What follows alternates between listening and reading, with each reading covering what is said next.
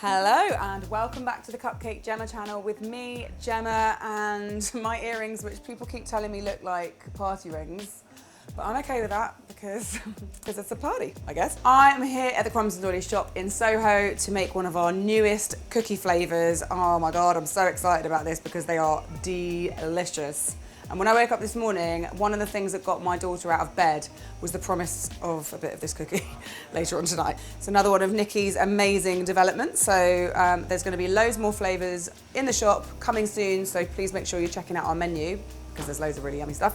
But this is my new favorite. It's an almond croissant cookie, guys. They're one of my favorite things to eat anyway, just because I love a croissant. It's a really good way of using up like day-old croissants, and also I love almond. I love how like the frangipane inside like oozes out. And what we've got here is our classic New York cookie kind of base, albeit slightly almondy. And inside is that kind of frangipane stuff, sort of. It's like a sort of frangipane. It is just like frangipane. It's frangipane.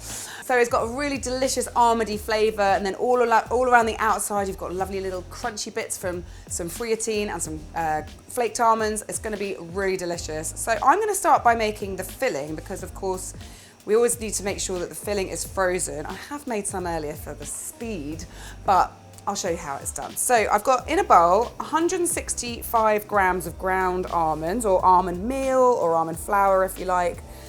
Lots of different places call it lots of different things.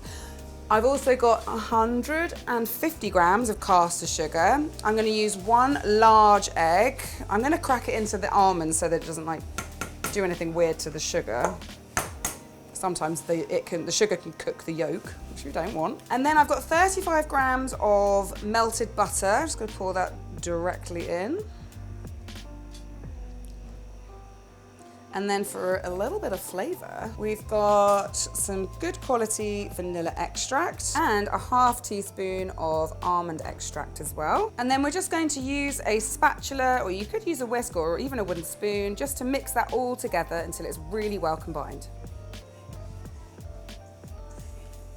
Oh, it smells so yummy.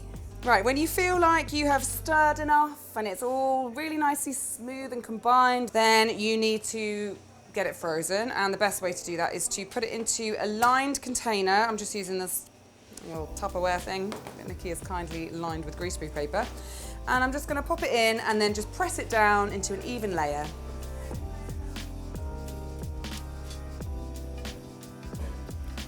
I'm going to put it into the freezer. This ideally needs to be done for a couple of hours so that it's rock solid. Well, hello. I know I haven't been gone long in your department, but in my department it's been about 10 or 15 minutes.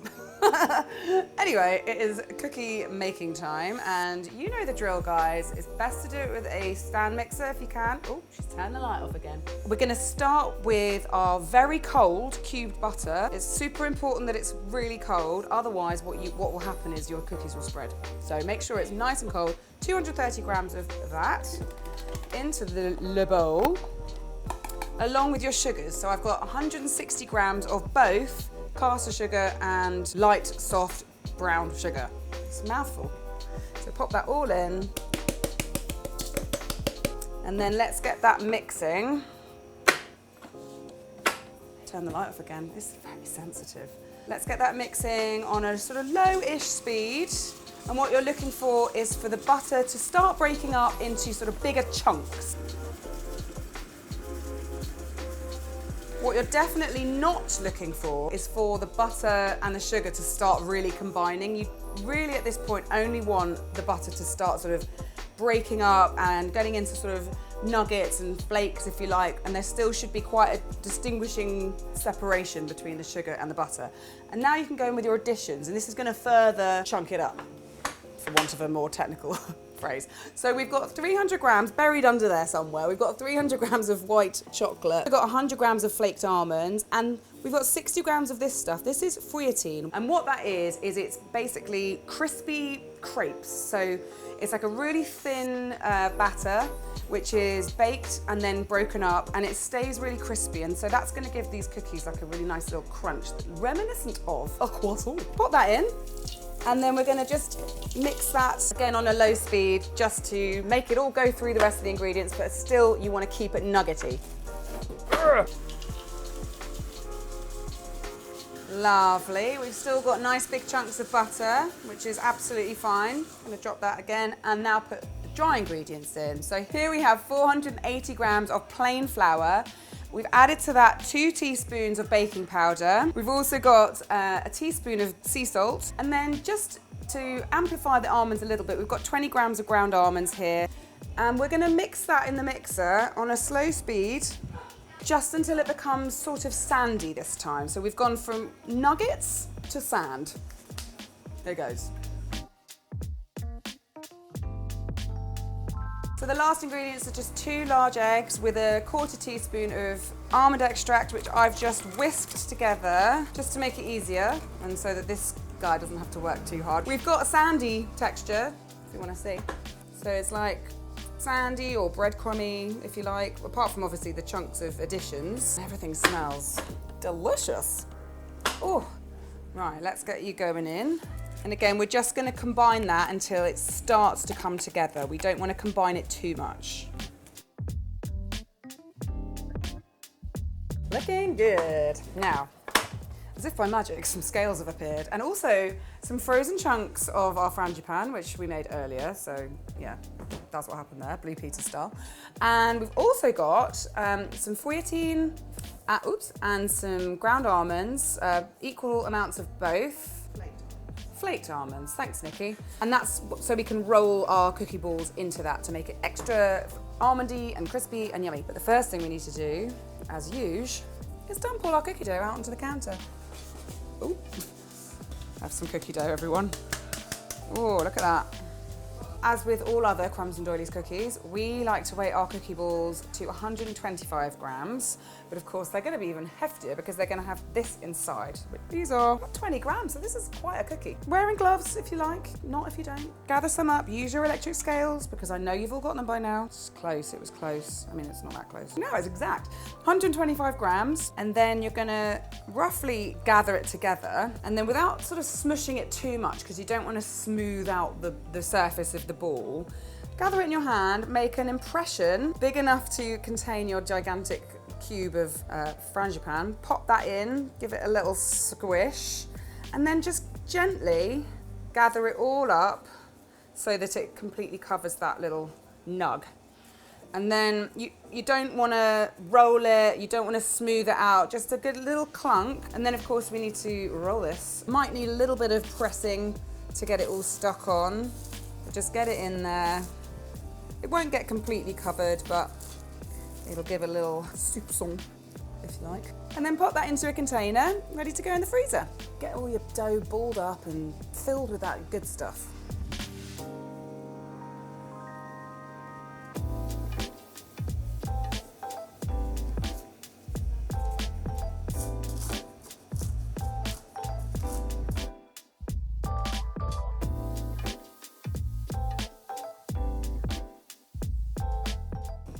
Last one, that's 12 balls altogether. So these need to freeze for at least 4 hours, preferably overnight, until they're rock solid. I got my oven preheated to 190 degrees C. I got my beautiful baking sheet here lined with greaseproof. I'm gonna just bake 6 of these bad boys for now and save the rest for later, which is another great thing about frozen cookie balls. You can just bake them off at will. So these need to be baked for 16 minutes, just 16, exactly that. Set your timers, don't do it by senses. 16 minutes, guys. There you go.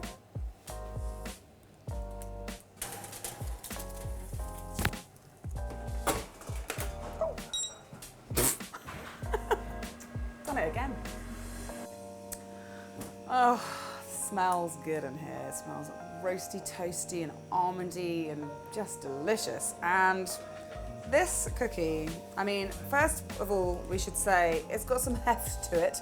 It's a weighty little number because we've got 125 grams of cookie and then an extra 20 grams of delicious frangipane filling.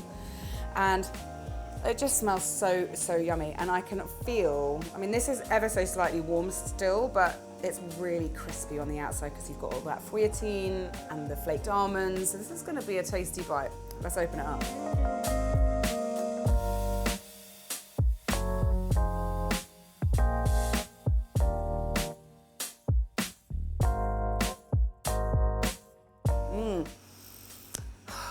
It just smells so good. Now I've actually tried these before and it was a revelation, I'm not gonna lie, but I'm gonna have another go just to make sure. Ooh. This cookie is legit banging. It's so, so good. You've got the classic cookie goodness, all that crunch from the outside, you've got all that crispiness from the feuilletine. Then inside, you've got the unmistakable texture and flavor of frangipane, like you do with an almond croissant. I love an almond croissant, and I love an almond croissant cookie. I really hope you give these a go, because they are so delicious. But listen guys, you can come to the shop and get one. We also sell these online, so make sure you head to crumbsanddoilies.co.uk to grab yourself some if you're in the country, or if you are in the area or in Soho, come to the shop. We've also got loads of new flavours, so make sure you're keeping your eyes peeled on the new ones. We've got the sticky toffee, which we had recently on the channel. We've got the Dubai chocolate, cinnamon bun, maybe more coming. Oh, in fact, there are more coming because I saw Nikki's photos from her development the other day, and we've got a real banger coming your way soon. So just make sure you're always keeping abreast of the information. Follow us on Instagram, of course, and you'll hear all about it. In the meantime, give these a go. Just watch me eat them. You can watch this video as many times as you like. See you later.